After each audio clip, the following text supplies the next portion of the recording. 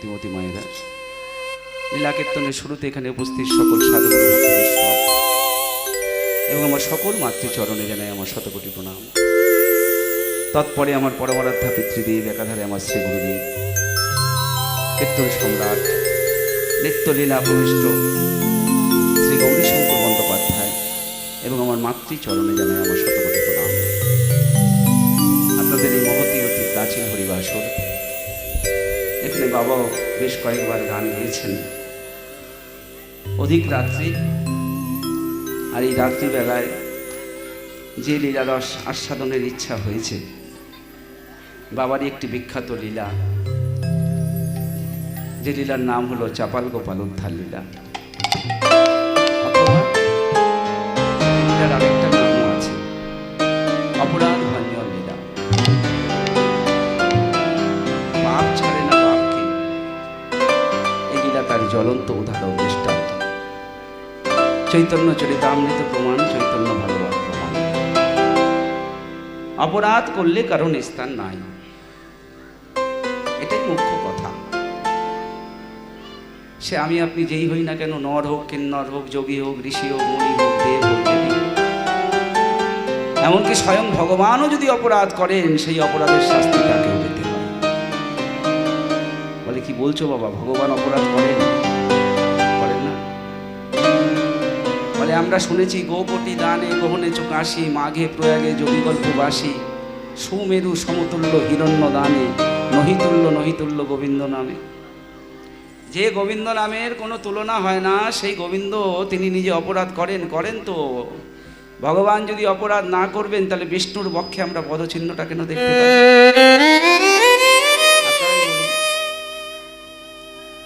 কে মারলো পলাহাত, কে করলো বিষ্ণুর বক্ষে? ভৃগুমুনি বৈকুণ্ঠের দ্বারে দাঁড়িয়ে কত স্তব করছেন, স্তুতি করছেন। বাহ, এই মনিটরটা ক্লিয়ার হলো, সুন্দর হলো। কত স্তব স্তুতি করছেন। নম নারায়ণ, জপ নারায়ণ, নারায়ণ পরাবেদ, নারায়ণ পরস্কর, নারায়ণ পরামুক্তি, নারায়ণ পরাগতি, নারায়ণ পরাগতি। এত স্তব স্তুতি করেও যখন ভৃগুমুনি নারায়ণের দর্শন পেলেন না, কৌতূহল হলো, আমি ভৃগু, ওমা সামনে মাথায় হাত দিয়ে বসতে নেই,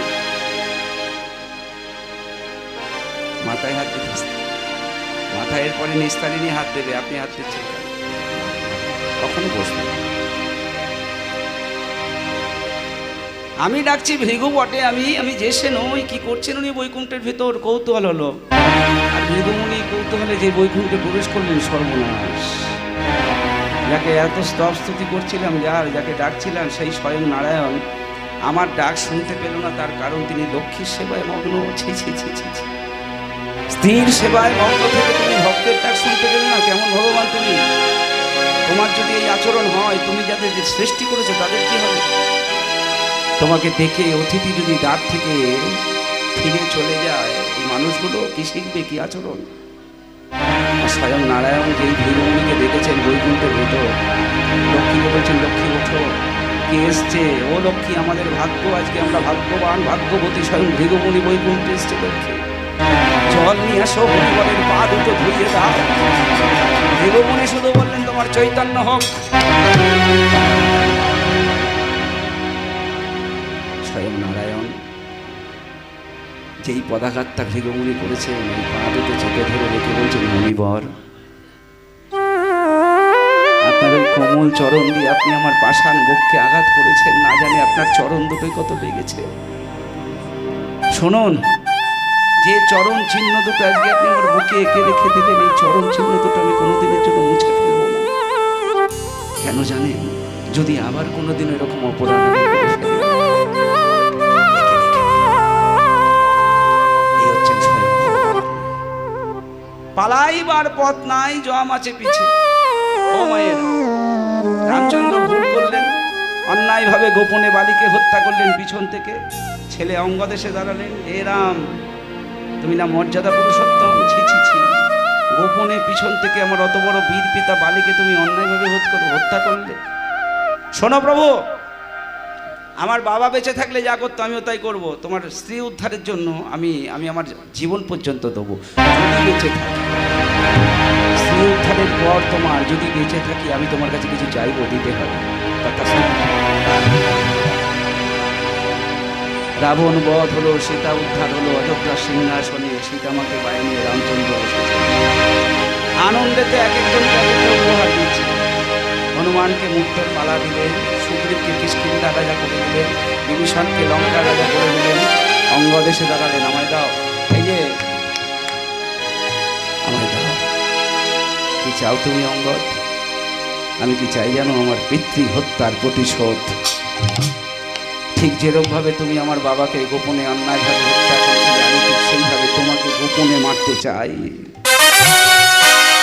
কথাটা শুনে বিভীষণ কৃপাণবান করলেন, হনুমান গদা তুললেন, মেরেই ফেলবো অঙ্গদ, তুই কার প্রাণ চাইছিস তুই জানিস? রামচন্দ্র বললেন, দৃষ্ট অঙ্গদ, এই 3 যুগে আমার কারো হাতে মৃত্যু নেই, একমাত্র তোমার হাতে আমার মৃত্যু হবে। তা ওই ত্রেতা যুগে নয়, দাপরে, যেদিন আমি হব শ্রীকৃষ্ণ, তুমি হবে জড়াবে। তা আমরা তো কোন ছাড়, স্বয়ং ভগবানের যদি অপরাধের শাস্তি নিজে মাথা পেতে নেন। এই জন্যই তো তিনি ভগবান গো, এই জন্যই তিনি ভগবান। নাহলে গদি কেউ ছাড়তে চায়? একবার যদি গদি পায় আঁকড়ে ধরে বসে থাকতে চায়। আর সেই ভগবান যিনি 14 কোটি ভুবনের মালিক, যিনি বিশ্ব ব্রহ্মাণ্ডের মালিক, ভাবুন ওই ভগবানের সিংহাসনটা ছেড়ে এক ধাক্কায় ভক্ত হয়ে দাঁড়ে দাঁড়ে ঘুরে বেড়ান। গদি কেউ ছাড়তে চায় না, ক্ষমতা পাওয়ার সবাই চায়। আর ভগবান সেটা ছেড়ে এই কলিকালে নদিয়ার নবদ্বীপের মাটিতে পথে ধুলোয় গড়াগড়ি দিয়ে আমাদের সকলের জন্য এই বিশ্ববাসীর মঙ্গল আকাঙ্ক্ষিত হয়ে হরিবোল হরিবোল আর হরিবোল সৃষ্টি করলেন এই আমাদের সাদের হরিনাম সংকীর্তন। সত্যে ধ্যান পিতায় যার তারপরে সেবা করিবেন রুনু ঝুনু রুনু ঝুনু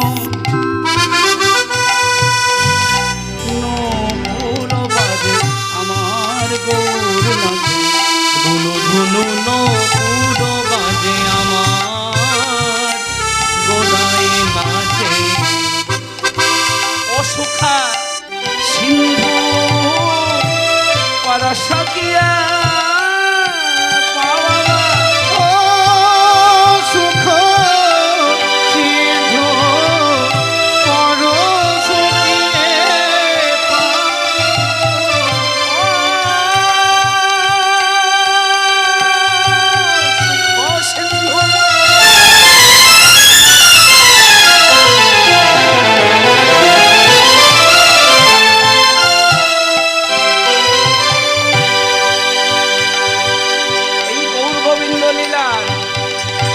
সুখের সিন্ধু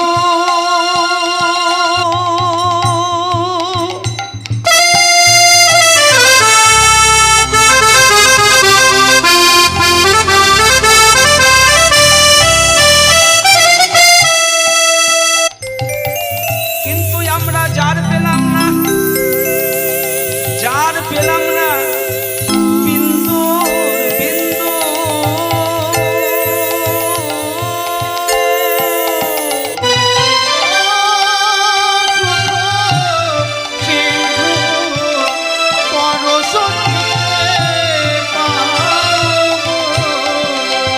রাধা মোহন দাসে আমার গৌর নাচে। রাধা মোহন দাসে আমার গৌর নাচে।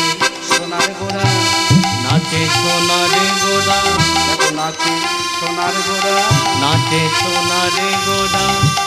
শিবা স্বয়ং গণমাঝি নাচে সোনার গোড়া, শিবা স্বয়ং গণমাঝি নাচে সোনার গোড়া।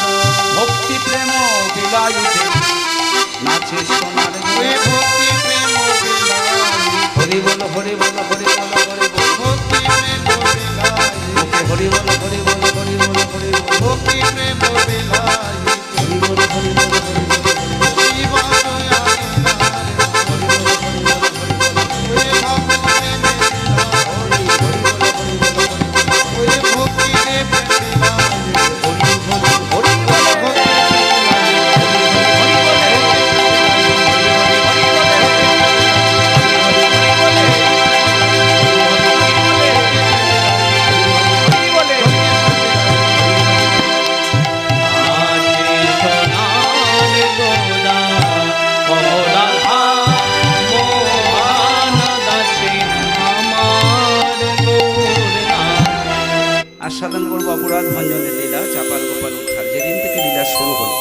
যে ক্ষণ থেকে, যে সময় থেকে মহাপ্রভু ঠিক দ্বিতীয় বিয়ের রাত, দুটো বিয়ে তো এই নিয়েও সমালোচকরা তাদের কত কথা।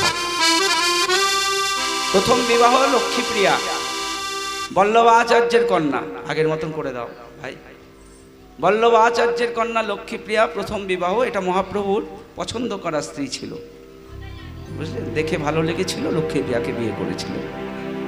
কিন্তু বিয়ের 9 মাস পরে সর্পদংশনে যে বউটার মৃত্যু হলো। আর দ্বিতীয় বিয়েটা মায়ের ইচ্ছাতে, দিনের দিন ঠিক সচিমা গঙ্গার তীরে গিয়ে বিষ্ণুপ্রিয়া দেবীকে দেখেছেন, ভালো লেগেছে, সেদিনকেই ঘটককে ডেকেছেন, ঘটককে ডেকে পাত্রের বাড়িতে খবর পাঠিয়েছেন, আর সেই দিনের দিন তা সচিমা যখন বিয়ের ঠিক করলেন, মহাপ্রভু তার অনেক আগে ঠিক করে রেখেছিলেন। ঠিক ওই বিয়ের দিন রাত্রেই, সেই দিন থেকেই রাত থেকে তিনি রাত জাগা কীর্তন শুরু করলেন। আগে হতো সকাল সন্ধ্যা দুপুর বিকেল, মহাপ্রভু ঠিক করলেন না, রাতটাকেও নষ্ট করব না, সারা রাত জেগে বিশ্ববাসীর মঙ্গলা আকাঙ্ক্ষিত হয়ে 1 বছরের সংকল্প নিলেন।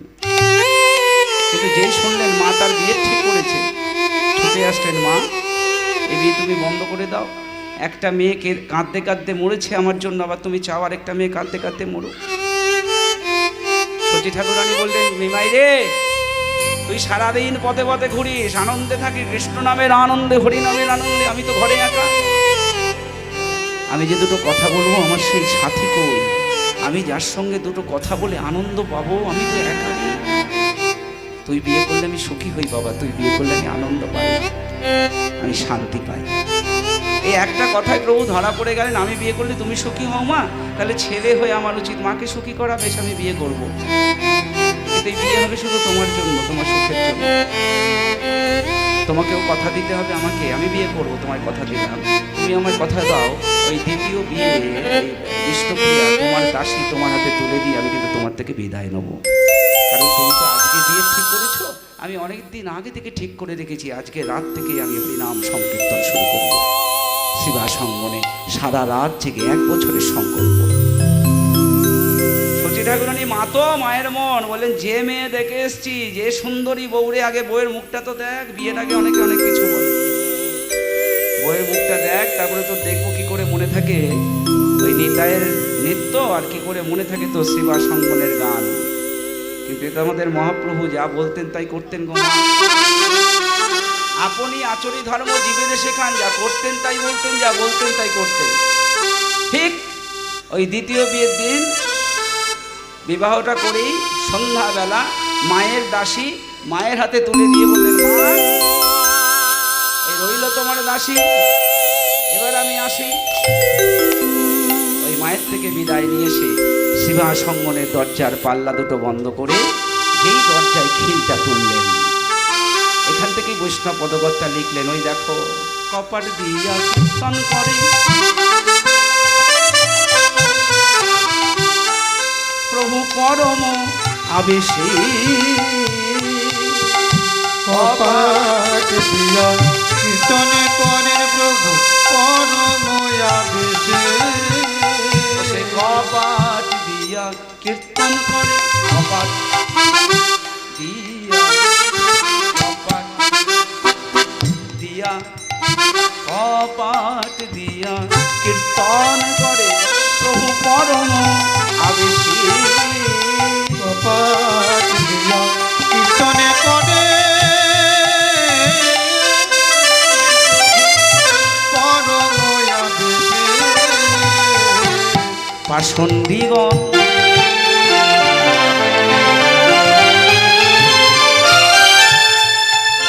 নদিয়ার পাষণ্ডিগণ জ্বলিয়া মরে না পায় পাষণ্ডিগণ জ্বলিয়া মরে না পায় প্রবেশে। পাষণ্ডিগণ, পাষণ্ডী কারা বাবা? যারা হরিনাম শোনে না তারা কি পাষণ্ডী? না না, এখানে শুনছে না, কীর্তন খোলা গ্রামে শুনছে না, মন্দির বাড়িতে হবে, ওখানে শুনবে। আরও আশেপাশে আস্তে আস্তে দেখলাম 3-4 জায়গায় হচ্ছে, শুনবে। আজকে শুনছে না কালকে শুনবে, এবছর শুনছে না পরের বছর শুনবে, শুনতে তাকে হবে।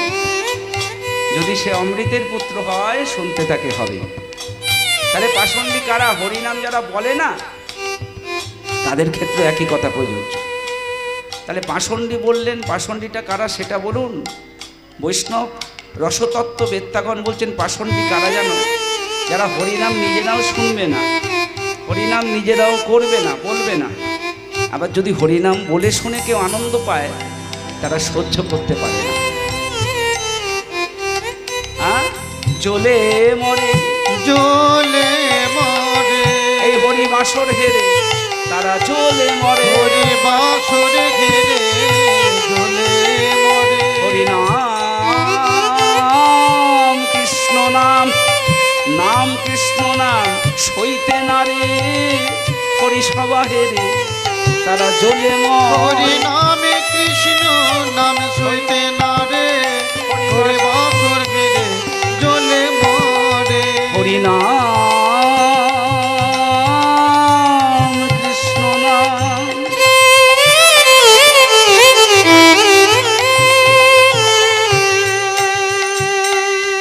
অন্তরঙ্গ সঙ্গে করে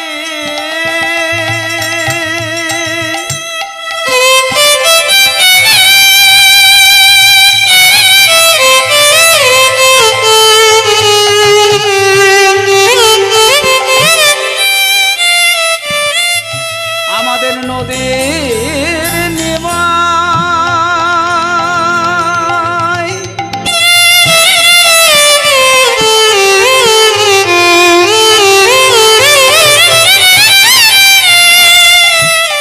আমাদের হরিবালা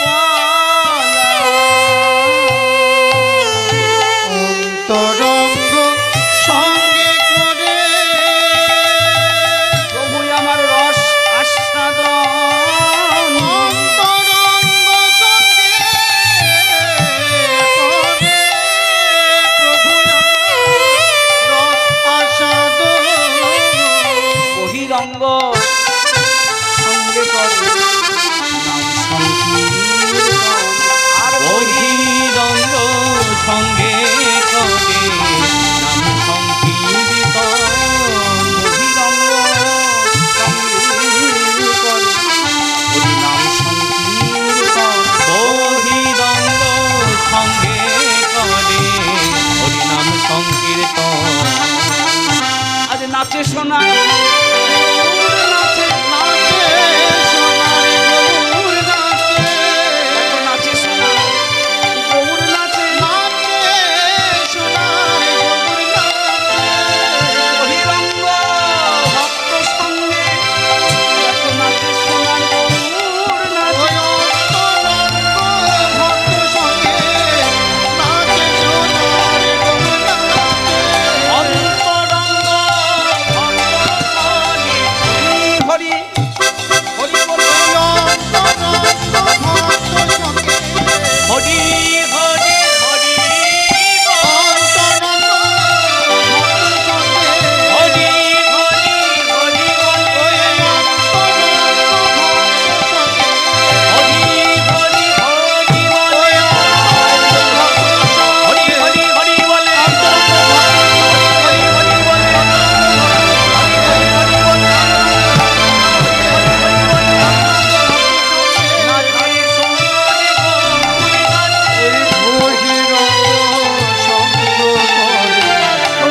নাচে। কোথাকার কে? আর আমরা ভাতে দে ভাঙ আজকে শিবা সম্মানে কথা। আর ভেঙে দেয় ব্যাটেরা দরজার ভিতর খিল দিয়ে কি করে? কীর্তন কি দরজা খুলে হয় না? তাও এতদিন যা হতো আমাদের সামনে হতো, গঙ্গার তীরে হতো, পথে ঘাটে হতো, গাছের তলায় হতো, আমরা দেখতে পেতাম। আজ থেকে নিমায়ের নতুন খেলা, দরজা বন্ধ করে কীর্তন। আর আমরা বন্ধ করতে পারলাম না। যে নবদ্বীপ পাণ্ডিত্যের স্থান, ব্রাহ্মণত্বের স্থান, যে বিদ্যা স্থান, বুদ্ধি স্থান, এহেন নবদ্বীপে এখন আর ওই সব নেই, দিন নেই, রাত নেই, সকাল নেই, সন্ধে নেই, শুধু হরি বল, হরি বল। যে মরা ফেলা নাম আমরা মরা নিয়ে যাওয়ার সময় করতাম, এখন রাত্রিবেলাও শুরু হলো গো, সারা রাত জেগে জ্বলে গেল। একটা ছেলের জ্বালায় জ্বলে গেলাম। কাদের মুখের কথা মায়েরা? তখনকার দিনের যারা পাষণ্ডী, কারা ছিল? যারা ছিল নবদ্বীপের ব্রাহ্মণ সমাজ আর কিছু ধনী সম্প্রদায়ের মানুষ। তবে সব ব্রাহ্মণ নয়, মহাপ্রভু ব্রাহ্মণ ছিলেন, মাথায় রাখবেন। অদ্বৈত ব্রাহ্মণ ছিলেন, নিতাই চাঁদও ব্রাহ্মণ ছিলেন, গদাধরও ব্রাহ্মণ ছিলেন, শ্রীবাসও ব্রাহ্মণ ছিলেন, সবাই নয়। কিছু সংখ্যক ব্রাহ্মণ স্বার্থান্বেষী প্রতি যুগে থাকে, প্রতি সময়ে থাকে। তাদের মধ্যে কিছু সংখ্যক এই ক্ষমতার লোক, তাদের হুঙ্কার চলতো, তারা যা বলতো তাই হতো নবদ্বীপে। তাদের মতো করে নিয়ম মানিয়েছিল আর সেই নিয়মে চলতে হতো। তখনকার দিনে সবচেয়ে বেশি যারা নিষ্পেষিত হতো, অত্যাচারিত হতো, তাদের নাম দিয়েছিলেন তারা শূদ্র। সেই ব্রাহ্মণ সমাজপতিরা মহাপ্রভু সেবাসঙ্গনের ভিতর আমাদের সবার মঙ্গলের জন্য সংকীর্তনের মতো, আর তারা ওই সেবাসঙ্গনের বহির্তজ্জায় তারা আলোচনা করছে কি করে নাম সংকীর্তনটাকে চিরকালের মতো উচ্ছেদ করা যায়। এমন একটা ছেলে নাই গো যে এই হরিবাসরটাকে চিরকালের মতো বন্ধ করতে পারে। কি চিন্তা দেখি, আমরা তো পারলামই না। জগাই মাতায় অত বড় দুই মাতাল, বাবারে 40-80 হারা মদ খেত দুই ভাই প্রত্যেক দিন, যাদের ভয়ে কাঁপতো এই নবদ্বীপের মানুষ, দক্ষিণ পথে যেত না। হ্যাঁ, ওই জগাই মাথায় নবদ্বীপের যারা ছিল নগরপাল, এখন তারাও মাথা নেড়া করে ধেই ধেই করে নাচছে আর হরি বল বলছে গো। পারল না মলয় চাঁদ কাজী, নবাব হোসেন শাহ যিনি নাতি দৌহিত্র, এই নবদ্বীপের শাসনকর্তা, সেই মলয় চাঁদ কাজী বেটা মুসলমান হয়ে ভেবেছিলাম যার এত ঢাল, এত তরোয়াল, এত সৈন্য সামন্ত, সে বোধহয় হরিবাসর বন্ধ করবে, কিন্তু কই, বেটা মুসলমান হয়ে ধুলোই গড়াগড়ি দিচ্ছে আর হরি বল বলছে। এমন একটা ছেলে নেই নবদ্বীপের মাটিতে গো। শক্তির স্থান, তন্ত্রের স্থান নবদ্বীপ, এই হরিবাসরটাকে চিরকালের মতো বন্ধ করতে পারে। তারা যখন এই যার পরনায় পরিকল্পনা করছে, ঠিক এমন সময় ওই সেবাসঙ্গনের পাশ দিয়ে বাড়ি ফিরছেন তখনকার দিনে যিনি পাষণ্ডী প্রধান ভক্তমণ্ডলী মায়েরা, ভণ্ডতান্ত্রিক, চূড়ান্ত মদ খেয়ে মদের নেশায় মাতাল হয়ে তিনি ফিরছেন সেবাসঙ্গনের পাশ দিয়ে তার নিজের বাড়িতে। শ্যামামা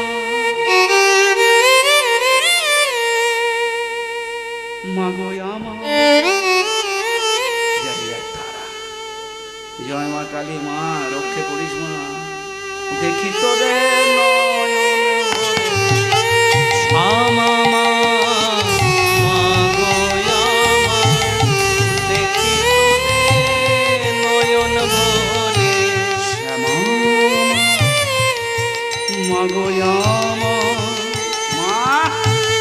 দেখি মা তোরে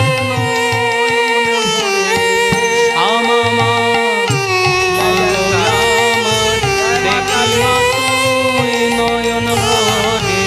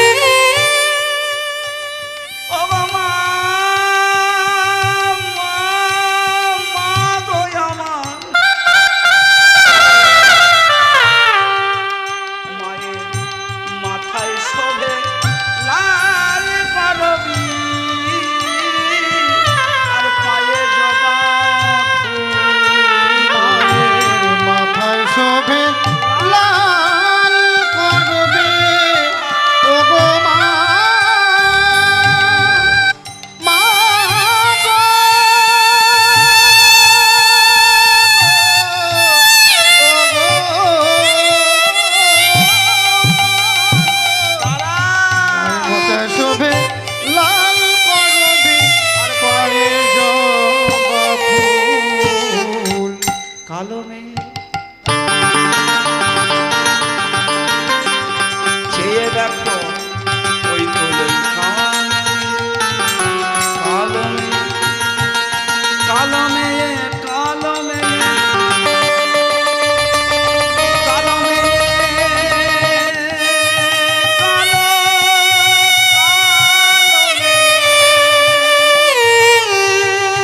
কালো গান গেয়ে যায় এলিয়ে মাথার চুল। ওই কালো মেয়ে গান গেয়ে যায় এলিয়ে মাথার চুল। ওই তো ওই কালো মেয়ে এলিয়ে মাথার চুল।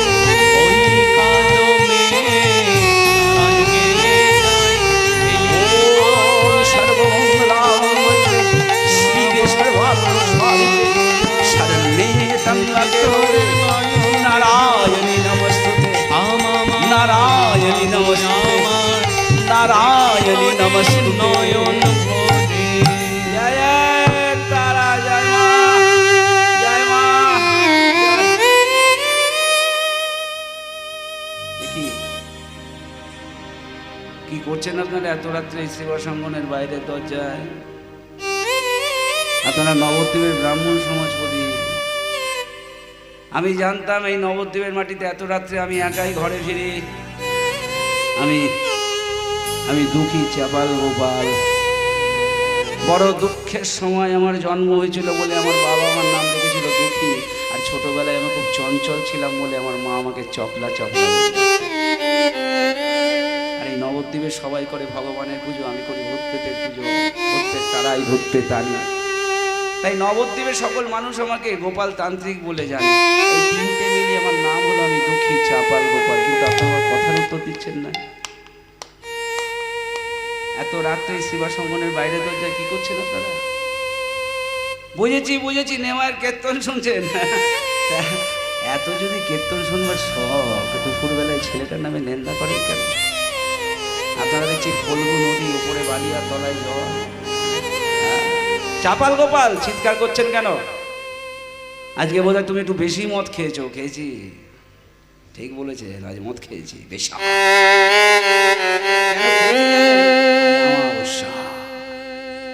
আমাবস্যায় যাদের বাড়িতে মায়ের পুজো করলাম একটা ছাগল বলি হয়ে গেল।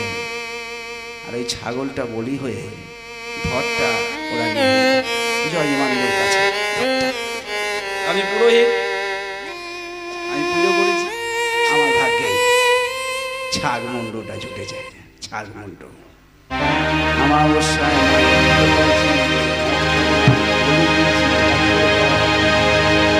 আপনারা আপনাদের কথার উত্তর দিলেন না। গোপাল, আমরা নেমায়ের কীর্তন শুনছি না?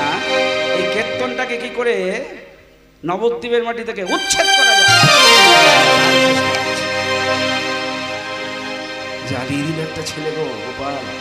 জগাই মাথায় পারল না, মলাই চাঁদ হাতে পারল না, জবর করছে আমরা পারলাম না। নবদ্বীপে এমন একটা ছেলে নেই, শক্তিমান ছেলে, যে এই বছরটাকে চিরকালের মতো উচ্ছেদ করতে পারে। এই হরিনাম চিরকালের মতো বন্ধ করে দিতে পারে। এখন আমি বেঁচে আছি। নিমাইকে সবাই ভালোবাসে আর আমাকে ভয় পায়। আমি হরিনাম নিয়ে এত চিন্তা আগে তো কখনো বলেননি। আমি কথা দিলাম কাল থেকেই নবদ্বীপের মাটিতে আর আপনারা হরিনাম শুনতে পাবেন। নিমাইয়ের কি দোষ? ওটা বাচ্চা ছেলে।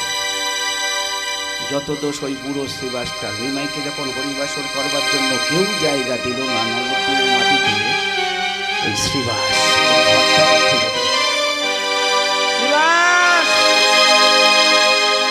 বড় বার বেড়েছ তুমি। আজ দেখবো তুমি কত বড় বৈষ্ণব হয়েছ। যা করবার আমি করবো, কথা দিলাম। কাল থেকে আর হরিবাসর নবদ্বীপের মাটিতে হবে না। জানান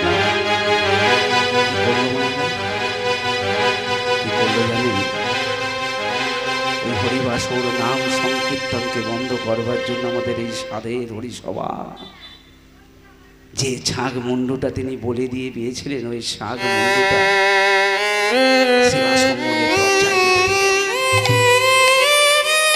টস টস করে রক্ত পড়ছে ওই শ্রীবাস অঙ্গনের চৌকাঠে পরম বৈষ্ণব শ্রীবাস। ওখানে বসে মদ খেলেন, মদের হাড়াগুলো এদিক ওদিক ছড়িয়ে ছিটিয়ে রাখলেন। আর মায়ের চরণে দেওয়া ওর ফুল মানে জবা ফুলগুলো ছিন্ন ভিন্ন করে প্রসাদী জবা ফুল এদিক ওদিক ছড়িয়ে রাখলেন। আর বললেন, কৌশল করে গেলাম শ্রীবাস, কৌশল। এই দেখো, এই ছাগমুন্ডু ঝুলিয়ে দিয়ে গেলাম, এই মদের হাড়া ফেলে দিয়ে গেলাম, শুধু সকালটা হতে দাও। কৌশল। আগামী দিন সকালবেলা যখন এই পথ দিয়ে নবদ্বীপের মানুষগুলো গঙ্গা স্নানে যাবে, সবাইকে ডেকে ডেকে বলবে যে, শুনলেন আপনারা শ্রীবাসকে বৈষ্ণব বলেন। শ্রীবাস যদি বৈষ্ণব হবে তবে শ্রীবাসের দরজায় কেন ছাগলের মুন্ডু? আর মুন্ডু যদি বা পাওয়া গেল, ধর কোথায়? এটাই হবে আমার কৌশল। সবাইকে বলবো, বুঝেছিলেন বেটারা দরজার ভিতর খেয়াল দিয়ে কি করে? ওই ধর মাংস, এই মদ প্রত্যেক দিন ভিতরে সব চলে। আজকে পেটে একটু মদ বেশি পড়ে গেছে, তাই নেশার চলে সব বাইরে চলে এসেছে। তোমাকে আমি মাংসভোগী সাজাবো, তোমাকে আমি মদ্যপায়ী সাজাবো। আর তারপর দেখবো এই নবদ্বীপের মানুষগুলো তোমার বাড়ি থেকে কাল থেকে কি করে হরি বাসর। চরম মদের নেশায় ওখানে কাজ করে, ওখানে অপরাধ অত্যাচার করে চাপা তার নিজের ঘর, দুঃখ কষ্ট